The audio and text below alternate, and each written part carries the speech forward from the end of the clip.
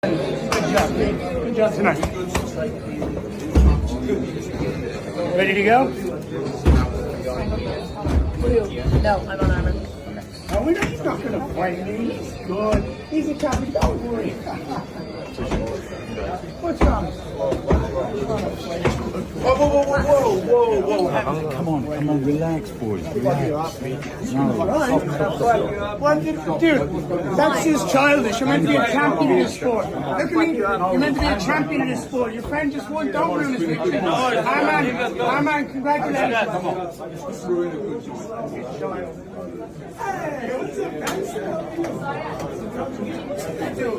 You're meant to be a champion of this sport. You're a child. You're taken away from your friend's win over here. How about you calm down, slow down, and have a bit of respect for your friend over here rather than trying to steal the headlines? Do you want the honest truth? It's dick energy. I mean, Ian's cocky. He probably rubbed him up the wrong way. And Khamzat, give him a little push. Just a little push. The UFC Qatar fights had just wrapped when things suddenly got tense backstage. Garry and Khamzat Chimaev ran into each other, and within seconds the air shifted. A few sharp words, a stare that wouldn't break, and security stepping in before it tipped any further. It wasn't a full clash, but it was enough to spark serious curiosity about what's brewing between them. Let's get into it. And when Khamzat was asked why things escalated so fast, leading to him shoving Ian, he didn't sugarcoat it. He said Garry kept poking him from behind, and whatever that was supposed to be, it didn't feel like respect. To Khamzat, the whole move looked like Garry trying to stir up a moment for the cameras, leaning into a hype-chasing persona he's been pushing. Khamzat dismissed it outright, saying Garry's attempts to play that loud, spotlight-grabbing character just don't land. Touch somebody, that's respectful. Don't punch somebody behind, you know, like. They punched you in the back? Yeah, like they punching, like slapping my back, you know. I have to respect. If you want to show respect, respectful, touch somebody. That's why I said, tell him to touch somebody, respectful. That's it. He came like there to make some hacks for him, you know, like, you know that guy. Trying to be corner, but never gonna be corner. He's a shit fighter. He won't beat, you know, I don't know what. Garry later laid out his version of the run-in, saying it all started perfectly normal. He congratulated Tsarukyan, chatted briefly with Khamzat, and everything seemed respectful until security slid between them. That's when, according to Garry, Chimaev suddenly flipped the switch, shouting and shoving like he needed to put on a tough guy performance out of nowhere. Garry said he couldn't believe how fast the mood changed, calling it immature and unnecessary, especially on a night meant to highlight his teammates' win. In his eyes, the whole outburst felt like someone desperate to look intimidating rather than someone acting like a champion. I went up to Tsarukyan. I congratulated him. I went up to Khamzat. I said, hey, champ, what's up? When are we going to see you back? He goes, I don't know, brother. Whenever. Smash. All right, cool. Sweet. Slaps me on the back. I'm like, all right, cool. Security guard gets in front of us. I'm like, we literally were just cool with each other. He's not going to fight me. And then that childish energy comes out. Yeah, you, brother. You. Boom. Tries to push me. I just turned around and went, you're meant to be a champion of this sport. You're a child. You're taken away from your friend's win over here. How about you calm down, slow down, and have a bit of respect for your friend over here rather than trying to steal the headlines? Do you want the honest truth? It's dick energy. I need to show the world I'm tough. I need to show you're the champion of the world. No one needs to see you be tough. You don't need to have these anger management issues. Just be a man. Sorry. I'll get him one day. Over here. We're all going to try grab a hold of my legs. Born little. I'm not going to get. Don't get me started.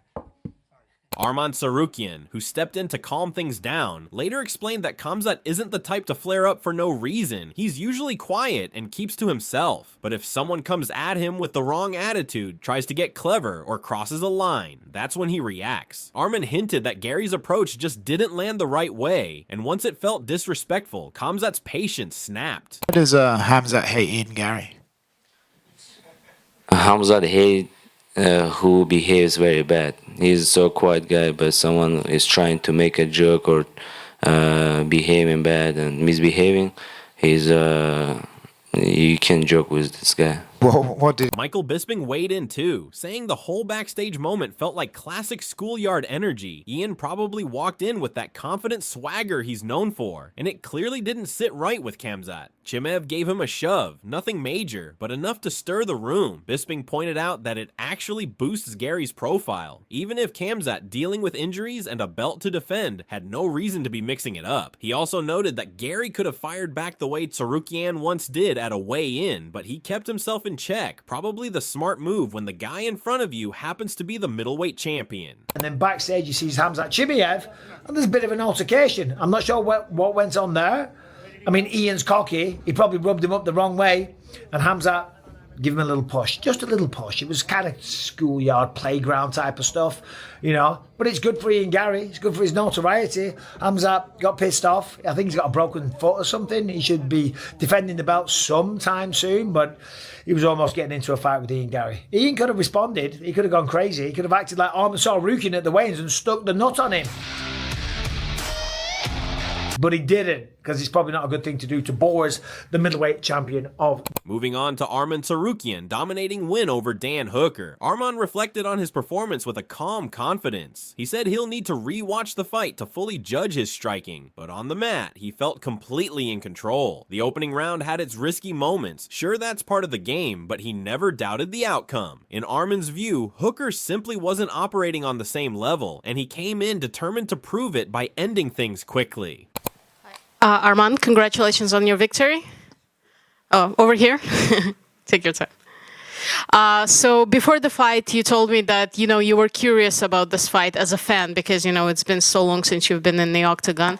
And you also were interested to see how you will perform and what you will be able to do. Anything that you're particularly proud of that you were able to do today? I got a rewatch fight and to see how was my striking. But on the ground, I was good. I was calm, and the first round was pretty dangerous. But it's a fight. I wasn't surprised because I knew, Dan Hooker is not my level. I just, like I said, I'm going there and finish him as soon as possible. Arman kept the momentum going when asked about scoring his first submission in years. He admitted that having Khamzat in your corner changes everything. With someone like that pushing you, your grappling sharpens whether you plan for it or not. He admitted they didn't walk in with a submission-only game plan, but the confidence and pressure Khamzat brings naturally elevates the wrestling side of his fight. With that kind of energy behind him, Arman said slipping into the finish just felt like the right moment to strike. Hey Arman, congrats for the win. Your last submission win, I think like 8 years ago, but today we saw a new one. Is that Khamzat effect? Did you guys train for submission or just it's randomly? Khamzat, yeah, when Khamzat's in your corner, wrestling is in another level. Okay. And then there's MMA Guru, who was full of praise for Arman's performance, calling his arm triangle finish a real display of dominance. He highlighted just how strong Arman is on the ground, noting that unlike some fighters who rely on flashy moves or quick submissions, Arman methodically overwhelms his opponents. Even in the first round, Hooker had a couple of near submissions, but Arman's grappling and escapes, especially his gator rolling, kept him in control. On top of that, Arman mixed in heavy strikes, landing crisp combinations and takedowns, while Hooker suffered from some nasty head clashes that swelled his face. All in all, it was a commanding performance that showed Arman's complete skill set both standing and on the mat. A submission instead, with an arm triangle, a real bully submission. He's so strong, man. Arman's so strong in the grappling, and he beats people up on the ground. This guy ain't boring. This guy ain't Makhachev JDM-ing someone or Chimaev Duplessis-ing someone. This guy's fucking beating people up on the ground. And in round one, listen, Dan Hooker had a couple of moments where you thought, hang on a second here. He nearly had a couple submissions over Arman Tsarukyan with the guillotine twice in round one. But Arman's very good at escaping those. I don't know if there's a better gator roller in the sport than Arman Tsarukyan, because he constantly seems to escape those submissions. And yeah, really good job spinning out of things, ending up on top, getting takedowns over Dan Hooker. Dan Hooker stuffed the early takedowns. Both guys ended up landing some good shots on each other. But Arman was cracking him on the feet with big punches early. I think he landed a good 2-piece combo on Dan Hooker. And then he kneed him. There was a head clash. There was like 2 head clashes.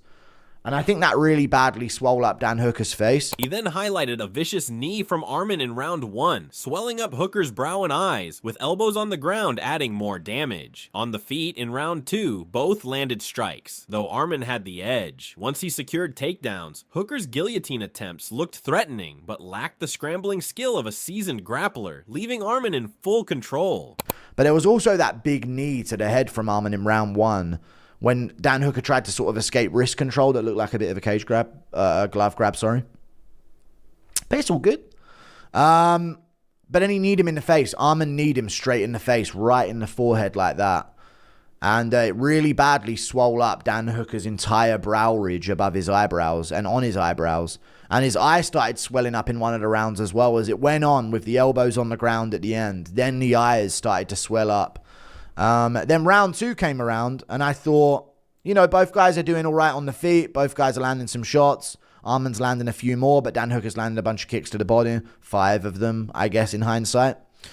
But then Arman gets him down, and it's too much. Dan Hooker's jumping guillotines. They look like they're in. They're not. He should have been scrambling with the guillotine. I feel like he could have got top position from the guillotine attempt in round 2, but some of these guys that aren't born wrestlers and haven't been grappling for a long time, they don't scramble with their submission attempts, you know, if that was... Moreover, Michael Bisping praised Arman's performance, saying Hooker looked solid coming in, but Arman was on another level. He dominated on the feet with knees, kicks, and strikes that landed with authority, then took Hooker down, rained elbows, and made life miserable on the ground. Round 2 was more of the same, ending with a textbook choke. Bisping added that there's no shame in losing to Arman, who represents a new wave of fighters, so much so that Ilia Topuria, present at the event, reportedly said he'd rather vacate his belt than face him. And I think he convinced a lot of people that he was going to do well.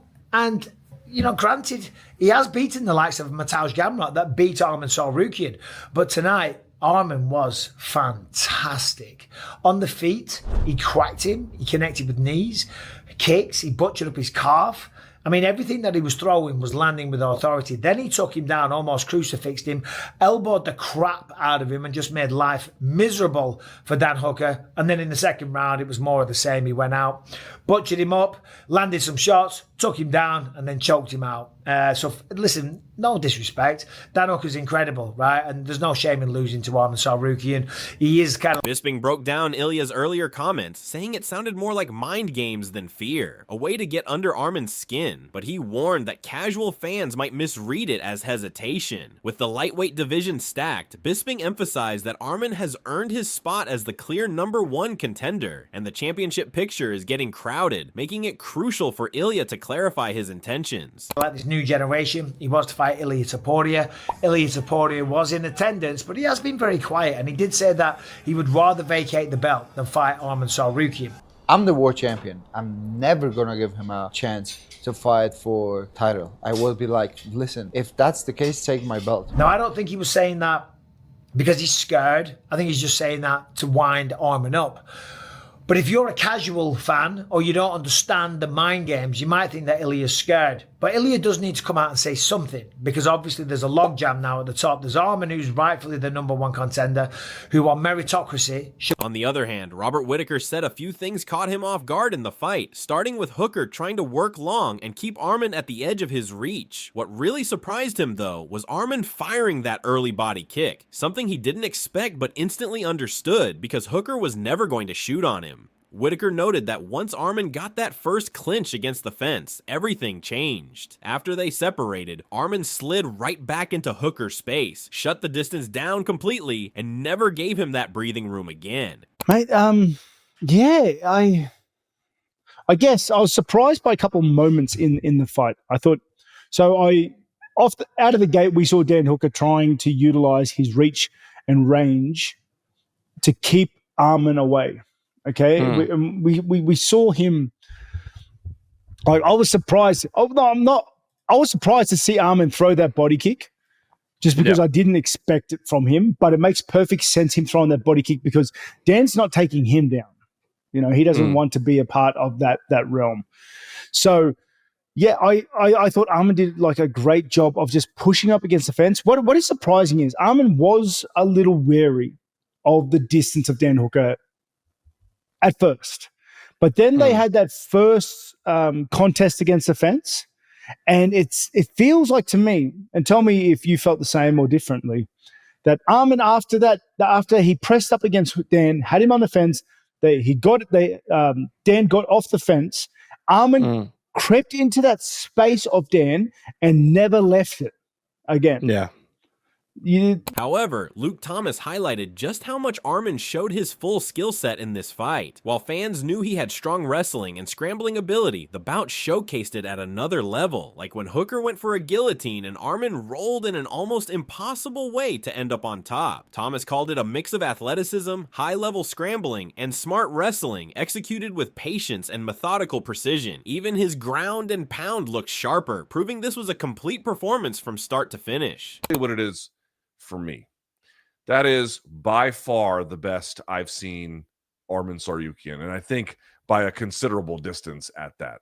On the other hand, Bedtime MMA celebrated Arman's dominant win over Dan Hooker, calling it a perfect comeback performance that showcased every part of his skill set. While Hooker defended some takedowns well, Armin clearly outstruck him using crisp leg kicks, a damaging knee in the clinch, and even a head kick that left its mark. Minor head bumps aside, Armin controlled the pace, landing key strikes and demonstrating why his game is so well-rounded and dangerous. He called round 2 pure Armin domination. Hooker went for a guillotine, but Armin spun, defended flawlessly, and once he locked into full guard, the elbows started raining. From there, he passed to half guard, landed heavy shots, moved to mount with shoulder pressure, and finally locked in a head and arm choke to finish the fight. He emphasized just how dominant and methodical Arman was in the main event, leaving no doubt he was in control. So, what's your take on the Ian Garry and Khamzat Chimaev backstage clash? Who do you think was in the wrong? And while we're at it, how impressed are you with Armin Tsarukyan's dominant performance over Dan Hooker? Drop your thoughts in the comments and don't forget to hit that subscribe button for more fight breakdowns.